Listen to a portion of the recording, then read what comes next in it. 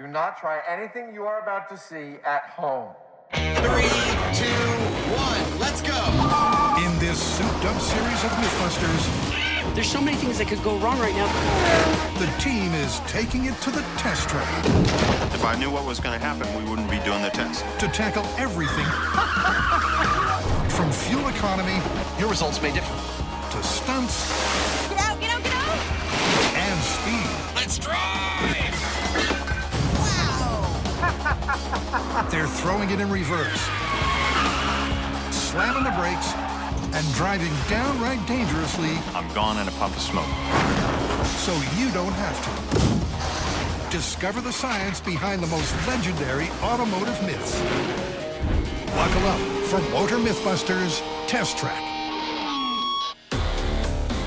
In this program, it's all about the worst-case scenario as the team investigates car capers with the capacity for catastrophe. My weapon of choice, a potentially lethal slush drink.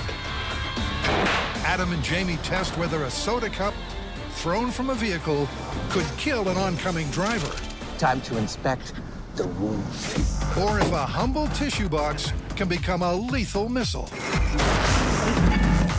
Whoops, he's fine. Meanwhile, Carrie, Tori, and Grant are on a collision course of their own Do not try this at home. to find out if an airbag can turn a lockpick into a skull-cleaving spear. And first in the firing line, is it possible for a big rig blowout to knock your block off?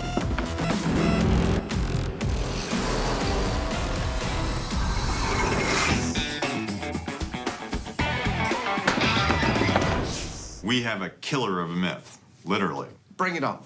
Well, you're in a vehicle alongside a semi-trailer truck, and the myth is that when the tire blows, it's such a powerful explosion that it'll not only break your windshield, but also decapitate you. So how do you want to proceed with this? Well, we've got to get a truck tire rolling up to speed somehow, and one way or another, we've got to induce a failure in that tire.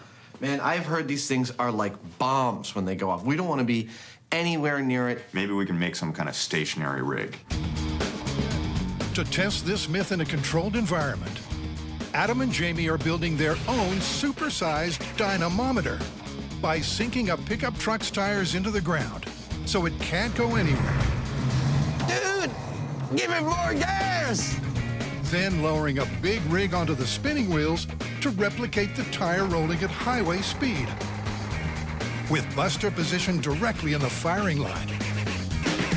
So, this is our big rig, suspended in midair by our 30,000-pound forklift. We are going to lower this down onto our dynamometer. I know it looks like a pickup truck, but in fact, it's a dynamometer. It'll spin up to speed, spinning this wheel in the correct direction. We are going to make this tire fail by hell or high water, and that failing tire, hopefully, will knock Buster's head right off his body.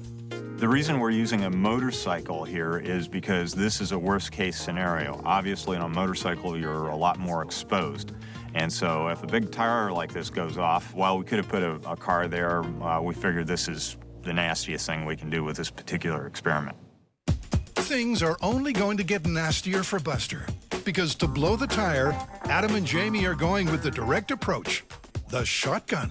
We're using a standard 12-gauge shotgun with a deer slug in it. The deer slug is actually one of the heavier bullets that is available in any kind of normal civilian weapon. It'll penetrate the tire, and the big question here is whether the air inside the tire is enough to actually make it rip or do something violent other than hiss. And what we're hoping, if everything goes really well, what'll happen is that slug will enter the tire right about here and compromise the radial. That's the steel wires that run around the perimeter of the tire. Once that radial gets compromised, if the gods are shining on us, this thing will open up like a zipper and fail in a magnificent fashion, slicing Buster's head right off. With the dynamometer spinning at 50 miles per hour, it's time for the magic bullet. Of course, this isn't a typical way for a truck tire to blow, but it should result in the catastrophic failure that this myth needs. This is tire blowout, shotgun shell, revving the engine. While Adam revs the target tire up to highway speeds, Jamie rides shotgun. I'm good whenever we're clear elsewhere. He must hit the tire, pumped to standard truck pressure of 115 psi, sidewall center. That's a hit, man. Nicely done. I heard it go up. Pss, pss, pss, pss, Yep. pss. But that was not the catastrophic failure we wanted. Jamie was right on the money, hitting the tire dead on. But there sure was no explosion. It's a neat hole. It's right there. That's the hole?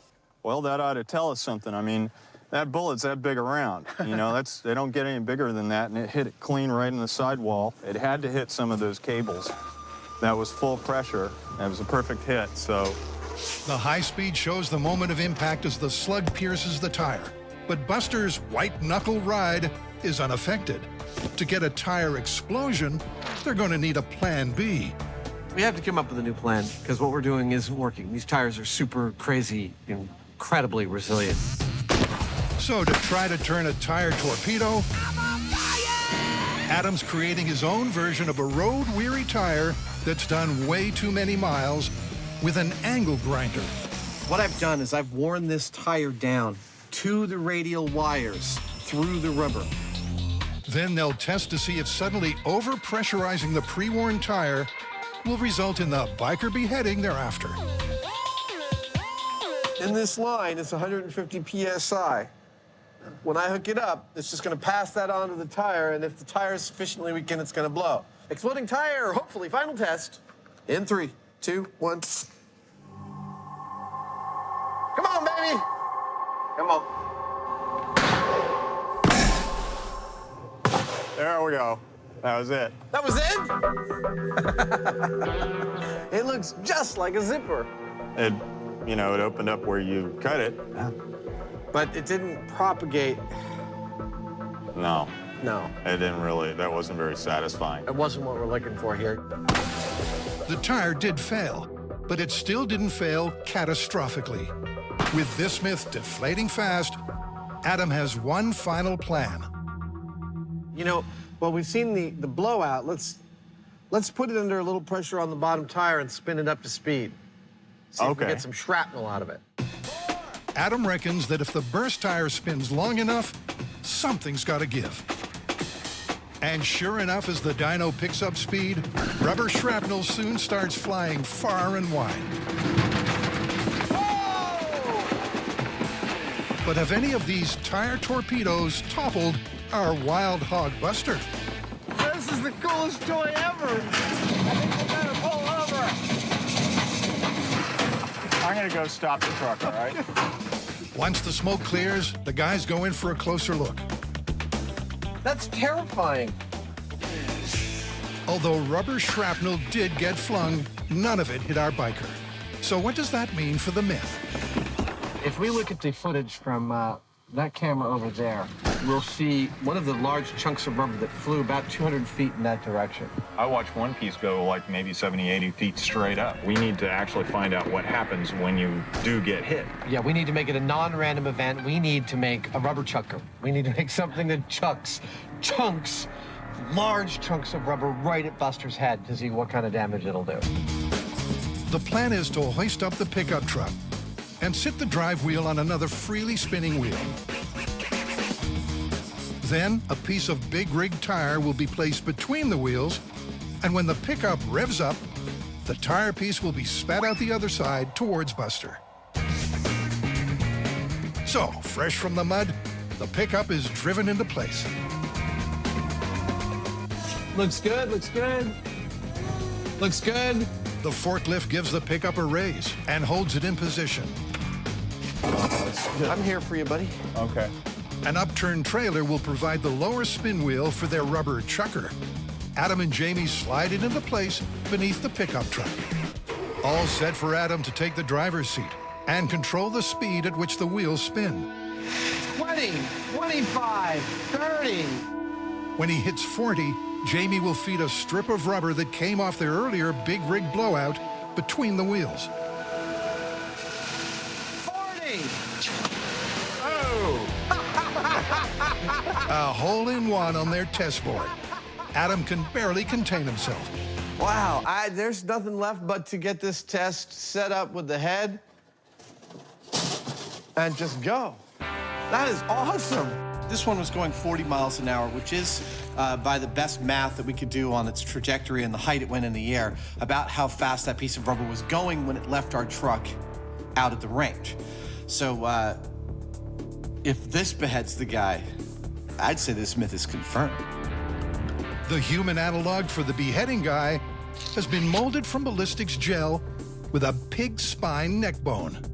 Adam and Jamie place him in the driver's seat, directly in the path of the tire belt, which will be fired at the driver's window at 40 miles per hour. Okay, well, let's fire the truck up and see what this puppy will do. Right.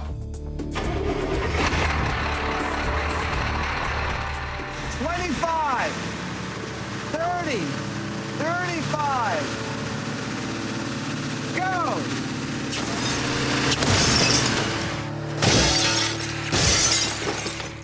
Wow! That was awesome, dude. The result is without doubt. His neck is broken. Oh, he's killed. He's completely dead. Well, it pulled his spine out of his head. Anyone coming upon this scene of an accident would say the body was beheaded. And any chances for recovery are going, gone. Viewed on high speed, the force of the impact is frightening. And it's clear that the only driving our ballistics gel dummy would be doing is in a hearse. Oh, it's a perfect hit. That's it hit. Oh my God. I mean, it's like there's nothing there. Final wrap up. What's the verdict on exploding truck tires? There's not really any two ways about it. If this thing hits you at 40 miles an hour or some other highway speed, make it cut your head off. It's confirmed. I totally agree. Confirmed. So with one down, literally, it's over to Carrie, Tori, and Grant for the next of our automotive worst-case scenarios.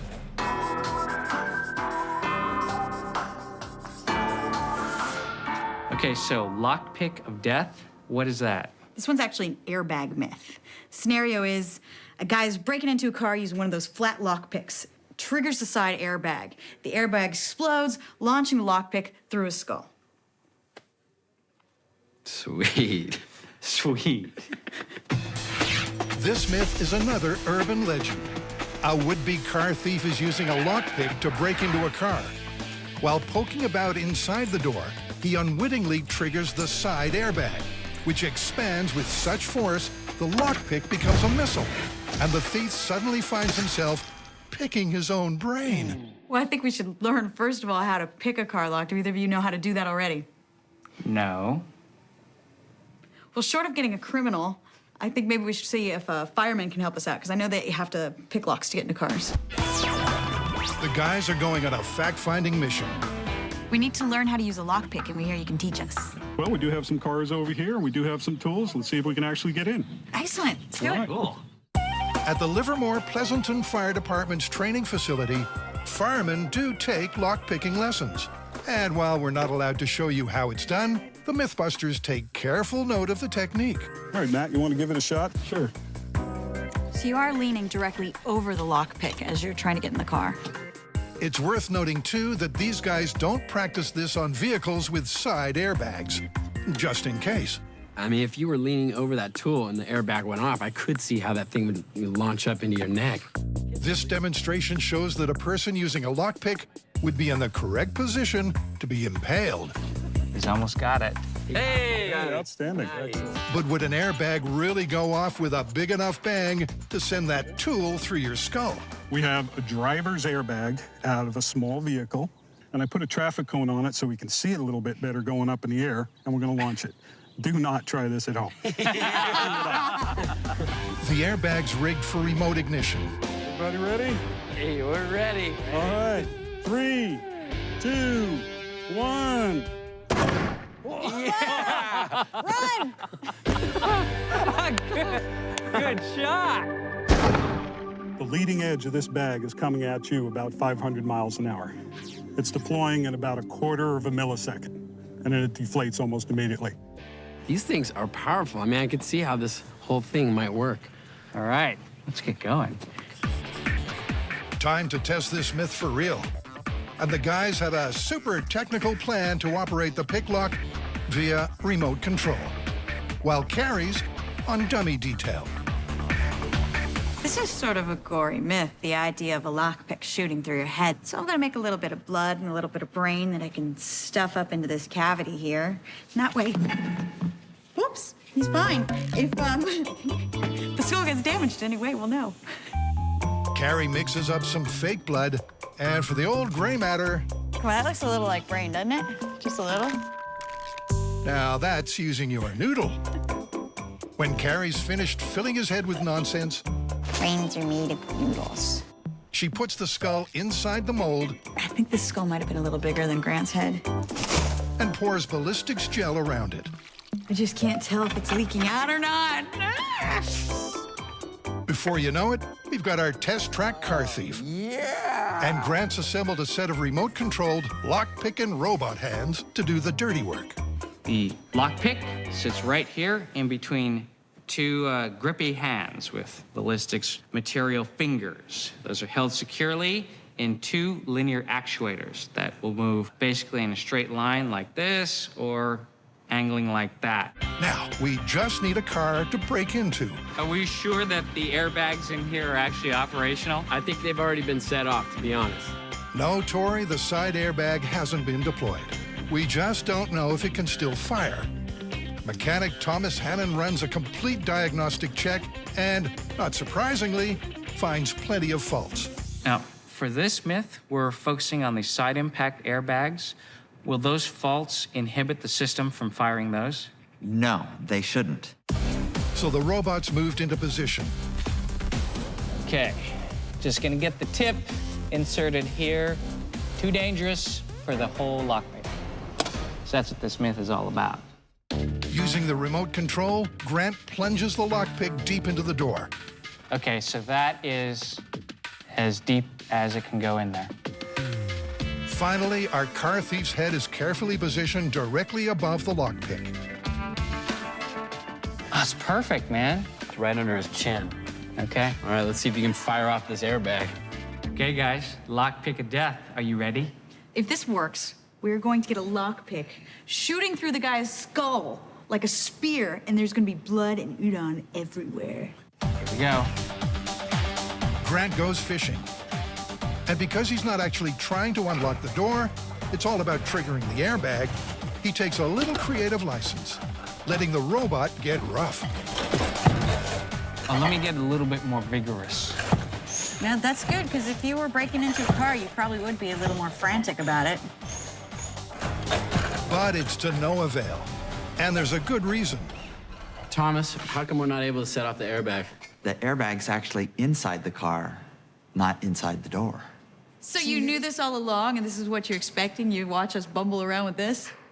Yeah, I was pretty certain that the airbag would not deploy. Okay, so the side airbag is not actually located inside the door cavity. Rather, it's on the car's interior, right behind the door upholstery. So they rig the airbag to go off remotely, just to see if the explosion has any effect on the outside.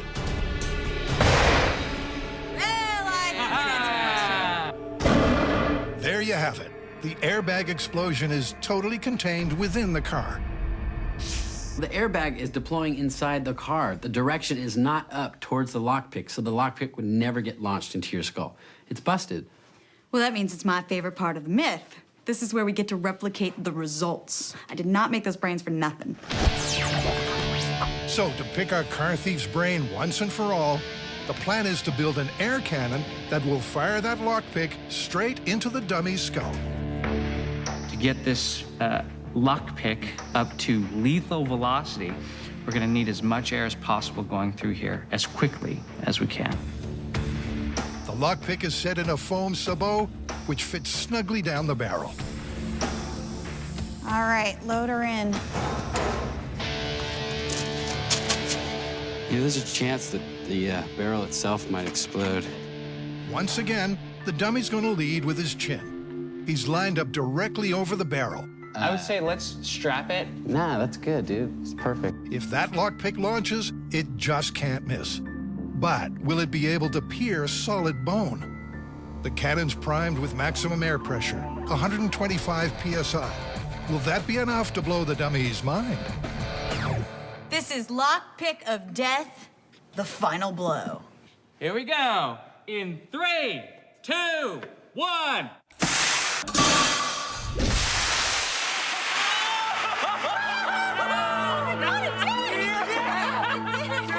Straight up to the top of the head.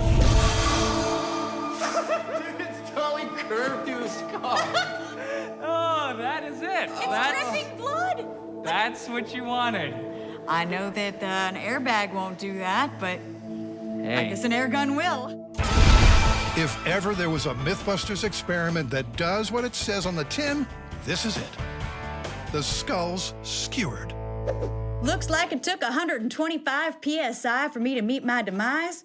Now that's so far out of the realm of reality, it's just ridiculous. Yeah, you know, the whole idea of, you know, in the middle of breaking into a car, the airbag going off and launching the lockpick into your head, I mean, it's just busted. it's busted. It's busted like me. So while car thieves across the country breathe a collective sigh of relief, Adam and Jamie are considering another potentially cataclysmic car case. This one is called the killer tissue box, and What are you doing up there anyway? I got some new stills. And, Just doing a blueprint on stills. okay. Anyway, killer tissue box says that this tissue box could potentially be deadly. That in an auto accident, if it's sitting on the back shelf of your car, when you collided with something, it would be propelled forward with enough force to actually kill you when it hit your head. What, 60 miles an hour or so? Something like that. Let's try. I don't think this is gonna kill you. What do you No, I think? didn't really feel it. Try again. Okay, started to feel it right about there. Should we do this full scale? All right, why not? Now, the simplest and most spectacular way to test this myth would be to place a tissue box on the rear shelf of a car, get Buster behind the wheel, and crash the vehicle at high speed. So that's exactly what the MythBusters are going to do. And because no one can be in this busted old fury for the crash, they'll need to devise a way to control it via a tow car. The wheel is attached to the car here, and the steering comes down like this, right? We're going to attach a bar to the wheel that comes out here on each side. There'll be a pin here and a crossbar, and we're going to pull from this point forward. And this means that if this moves, this actually helps the car steer directly towards where it's being pulled. And to be honest, this point won't be forward of the front of the car, so it shouldn't affect the crash. Building the steering rig will be Grant's responsibility.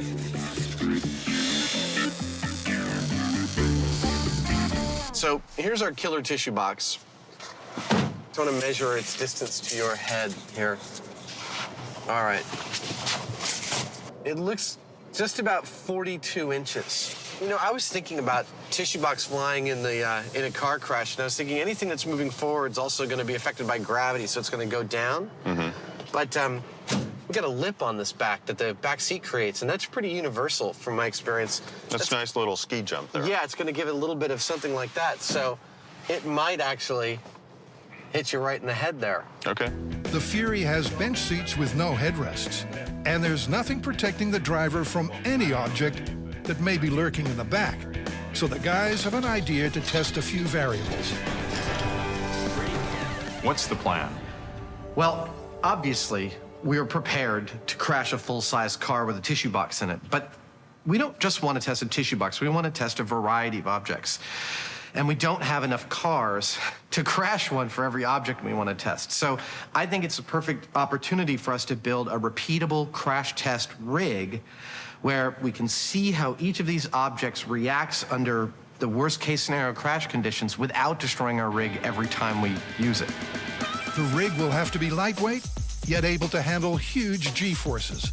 Even in low-speed collisions, people can be subjected to around 80 Gs. Astronauts pull only 8 at liftoff.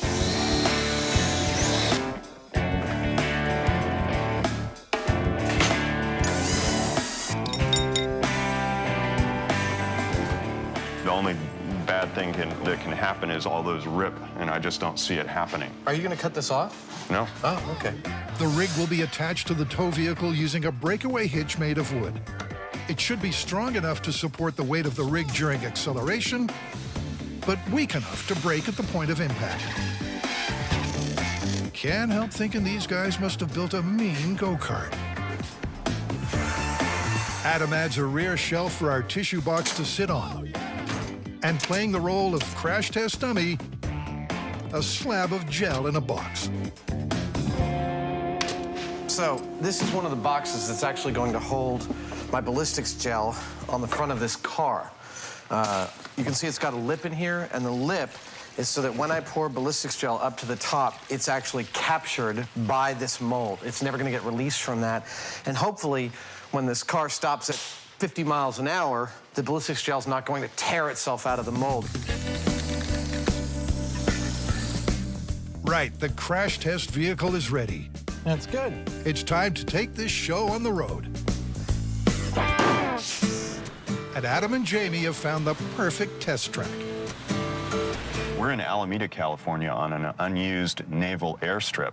And we need this because we need a long, straight, open run. They've got 1,000 feet of cable. One end is attached to the crash test vehicle. The other is attached to 3 concrete barriers, each weighing 4,000 pounds. The barriers will act as an anchor. When that cable is pulled straight, their combined weight will bring the crash sled to a very sudden stop. Slow down. For a serious grunt up front, they've hired a pickup, which will tow the sled up the runway at 45 miles per hour.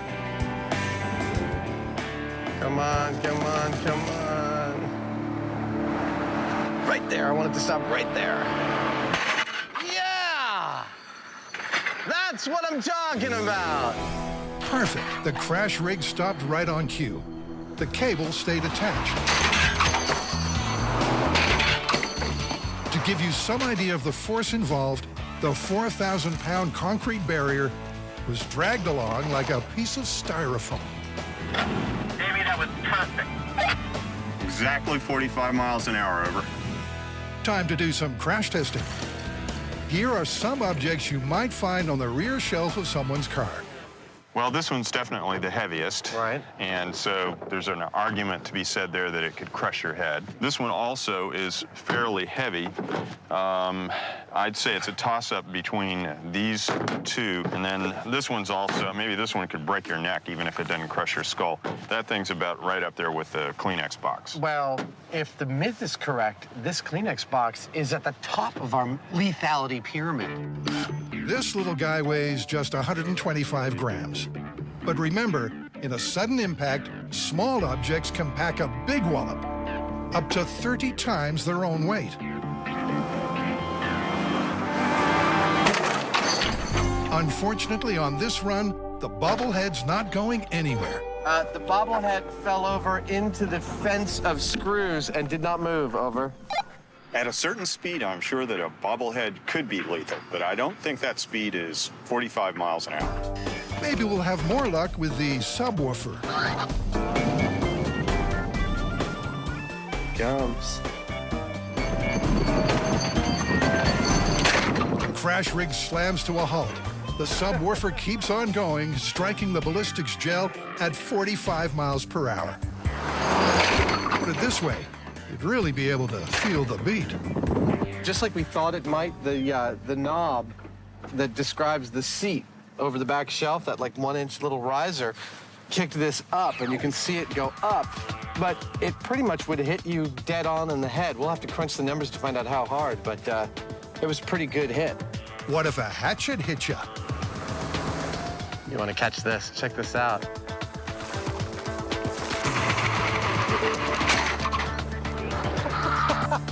At 45 miles per hour, it'd be like something out of a B-grade slasher film. Oh my God! Dude! Look, the axe head's out on the other side of the board. Not in a million years could we have done it that good. Well, I think it's safe to say that you don't want to be carrying hatchets on your rear shelf. This is your head. This is your head with an axe in it. Are we clear? Well, we still have the fire extinguisher and the bowling ball to try.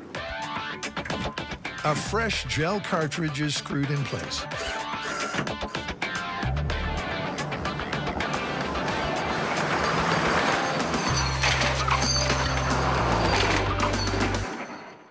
That looked like a perfect hit.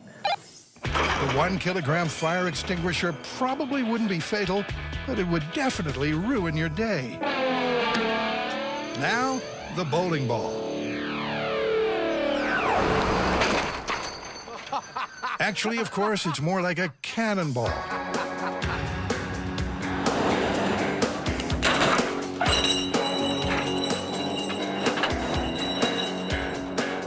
And remember, Jamie was only doing 45 miles an hour.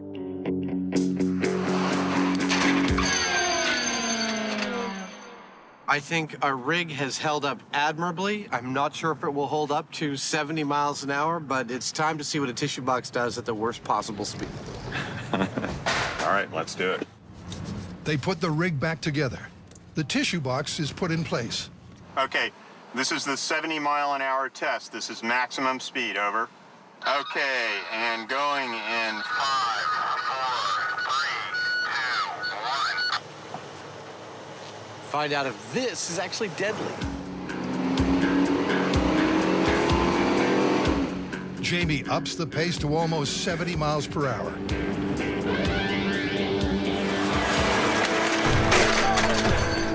The box of tissues imparts almost 50 foot-pounds. But at 323 grams, it just doesn't have enough mass to do much damage. There's just no way. I mean, we tested a whole bunch of stuff. The bowling ball went right through this whole rig. Tissue box. It might be like, ow, you know, but I'm guessing that the ow from the airbag is going to be a lot worse.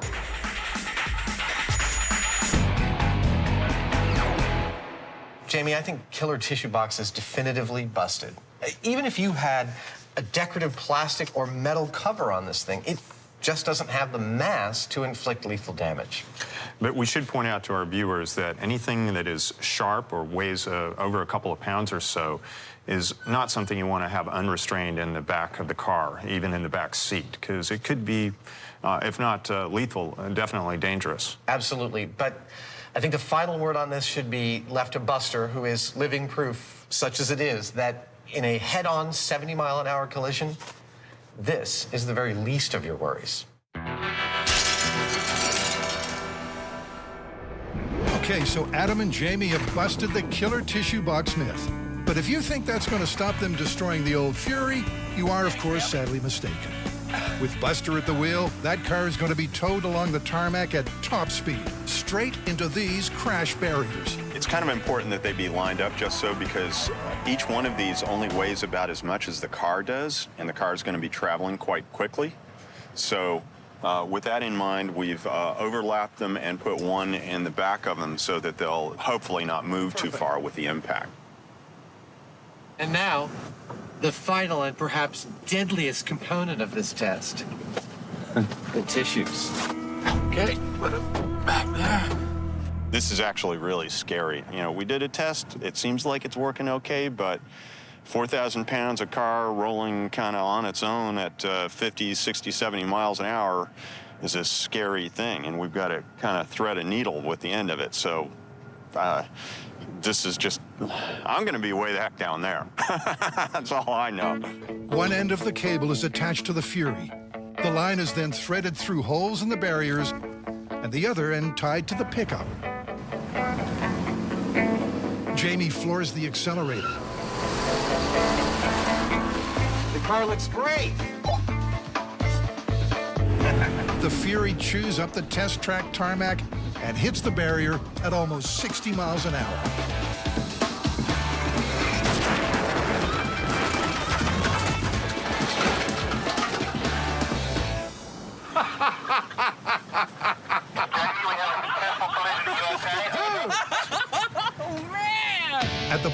impact, the Fury leapt up into the air, so the tissue box's trajectory took it into the back of the seat instead of Buster's noggin. So, Grant, what's the time to reset and do this one again? Yeah, it's gonna take a little bit more than 20 minutes, I think. Oh, let's see. Okay. What was your speed at impact? 65 miles an hour. Amazingly, the box survived intact. The cardboard is not crumpled. There's not even a single torn tissue. Let's see, is there a Buster-shaped head imprint on this? No, Well, looks pretty good. You know, that's a good indication that this is really deadly, though. That's the one thing in the car that's tough enough to survive an impact. Grant plugs into the accelerometer implanted in Buster's head. 114.8 Gs. 114.8? Yeah. Dude, that's very significant. Oh, very significant. Remember, an astronaut pulls only 8 Gs during liftoff. This came out of the accelerometer, and what it got right here is interesting. At 100 milliseconds, remember I said it's a peak of 115?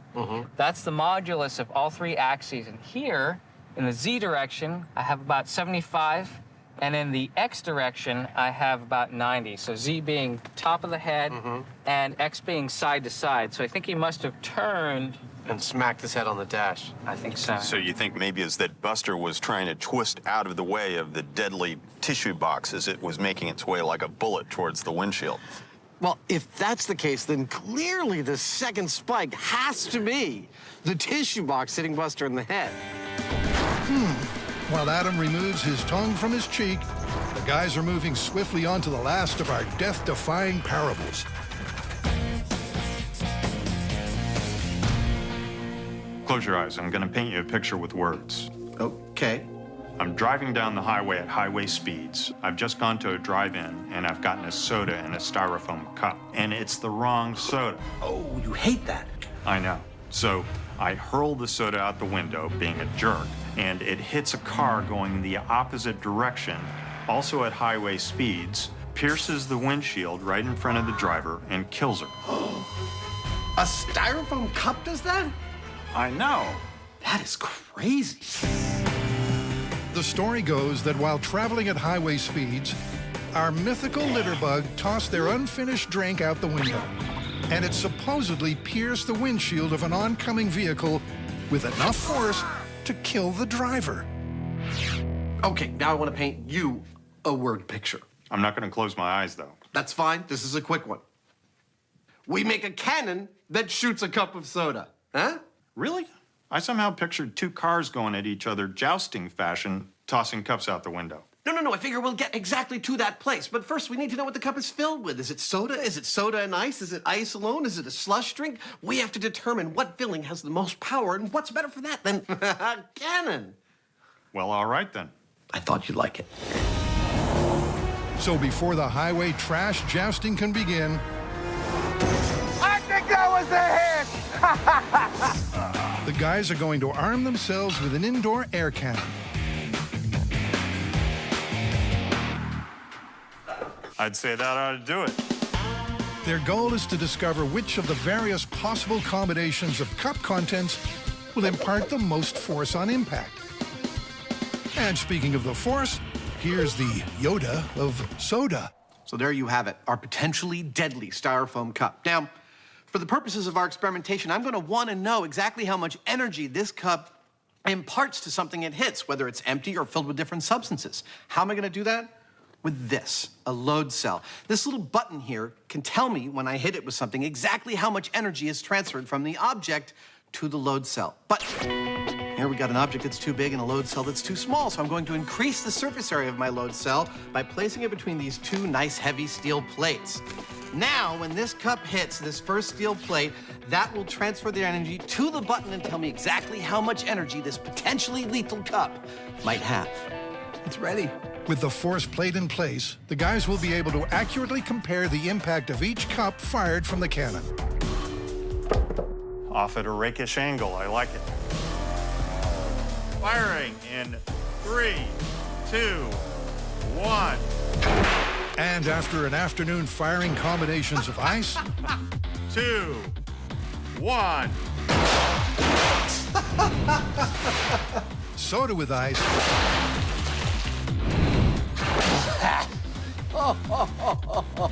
and the dreaded slushy out of their air cannon.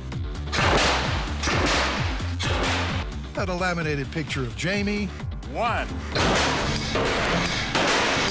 They found that the slush mix packs the biggest punch. Why? It could be because it has the most mass. Or it could be that the slush mixture, made up of fine slivers of ice and liquid, enables it to transfer more of its kinetic energy to the target than the other contenders. Either way, we have a winner. Well, Jamie's face has taken a proper pummeling. We have fired every combination of soda and ice that we can think of, and we learned 3 things. 1 is that this room now looks like a frat house during the Roaring '20s when Jamie was in college. 2 is that Jamie doesn't seem to mind a mess in his shop as long as it's in the name of science. And 3, the most amount of force expended at Jamie's face, well, actually our load cell, was with the slush drink. That's what we're taking on the road. The question now is that power enough to penetrate a windshield and give the driver a severe case of death? Moving on. I don't see why not. We have already determined the awesome power of non-trademark blue slush drink. Well, what's next then? Well, I think it's exactly what you stated at the beginning. We line 2 cars up facing each other, race towards each other jousting style at highway speeds, and I hurl a cup of blue slush drink right at your windshield. I don't think that'd be a good idea. Let's say we hang a windshield off to the side of my car and we aim the soda at that. Done. Let's do it. Cue the test track, and time to paint a picture. Here's how this whole thing's gonna play out. I'm gonna play the role of the passenger careening down the freeway at 60 miles an hour, sucking on a slush drink. I just got it, let's say the drive-through. Hey, that's not the one I ordered, I'll say, and cavalierly I will throw it out the window. Flies through the air and smack, it hits our windshield. If our cup happens to make it through our windshield and hit into Buster, well, we're going to have strategically placed shock watch stickers on both his chest and his head. And that way we'll know whether he got hurt. These shock watch stickers will show how much trauma Buster is exposed to. So after a couple of dry drive-bys, our drivers are ready. Beautiful. With blue slush in hand, let the lethal litter jousting begin. Jamie, are you ready to go? I'm in position and ready to go. With Jamie in the truck and our perfectly tame racing car driver in the car, they're all set for a run at 60 miles per hour. My vehicle, experimental. My weapon of choice, a potentially lethal slush drink. This is 60 miles an hour, styrofoam cup with slush drink in 3, 2, 1, go! It's very exciting.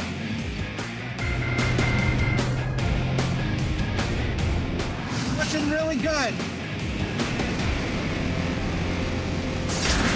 Yeah! I think that was a perfect hit.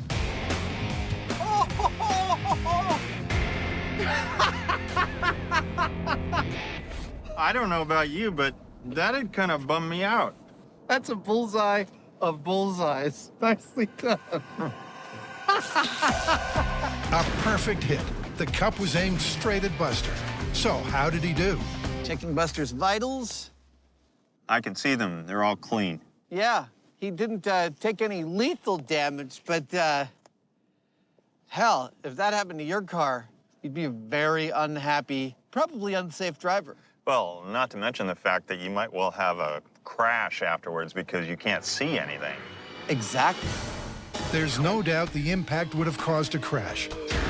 But incredibly, Buster seems to have escaped direct injury. And check out the big brain on Jamie, because he knows why. This windshield, like all windshields these days, is made out of laminated glass. What's that mean? Well, what they do is they take 2 sheets of glass and bond it together with a rubbery plastic in between. And that way, even though the glass goes all blotto like it does here, that membrane holds everything together. In fact, you can see on our high-speed camera how it ballooned out in the back when it got hit. Time for some running repairs and take 2. This time we made sure our windshield stays firmly in place. Now, on our last test, the whole windshield collapsed and fell out. So in a sense, it was absorbing a lot of the shock by doing that. And if we secure the windshield and make sure it stays firmly in place, what I'm hoping for is that the projectile, when it hits it, will concentrate all its energy in one spot. And it might just make it all the way through it. All right, I see them up ahead. I want a bullseye! I think that was a bullseye!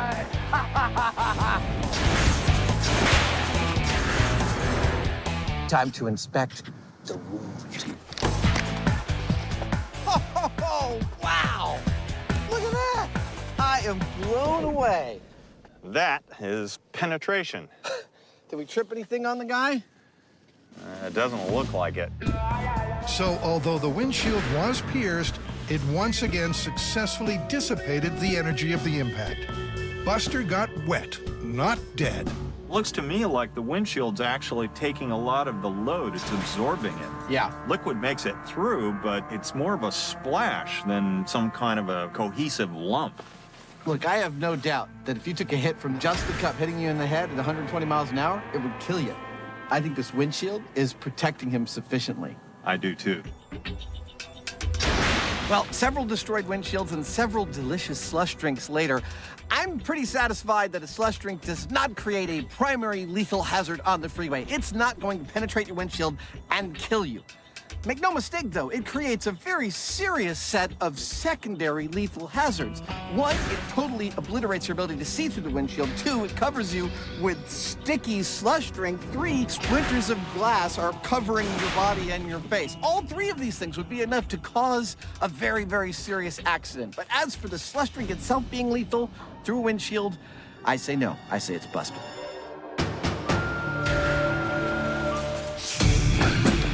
So, what do you know? The MythBusters live to bust another day, safely concluding that the killer soda cup is nothing but a fizzer. As for that tissue box missile, another tissue of lies. But when it comes to a big rig blowout, best to keep your distance or risk rerouting your melon. And as for the lockpick of death, well, an airbag-induced impaling just ain't gonna happen.